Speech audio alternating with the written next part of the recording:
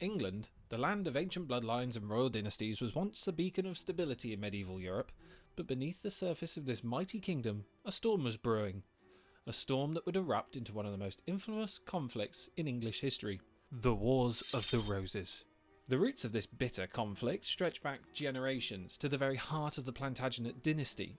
The seeds of discord were sown in 1377 with the death of King Edward III, a monarch whose numerous sons would become the progenitors of rival claims to the English throne.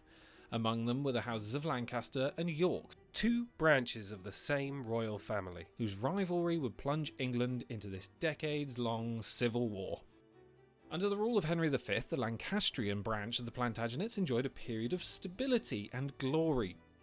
Henry's military triumphs, including his legendary victory at the Battle of Agincourt in 1415, secured his place in history as one of England's greatest kings. But his early death in 1422 left the kingdom in the hands of his infant son, Henry VI, who would grow into a king ill-suited to the demands of rule. Henry VI ascended to the throne at 9 months old, and from the outset his reign was marked by challenges. The crown didn't fit, he couldn't talk, and he couldn't ride a horse to battle, unlike his warrior father.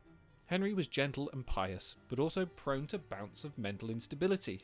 What this instability is still hotly debated, and his inability to assert control over the nobility and the loss of English territories in France during the 100 Years' War further weakened his position, creating a power vacuum at the heart of the kingdom.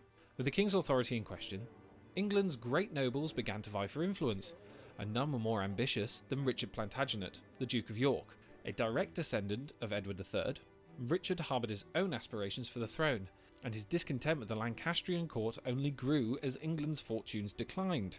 By 1453, England was in crisis. Henry VI's mental state had deteriorated, leaving him incapable of ruling.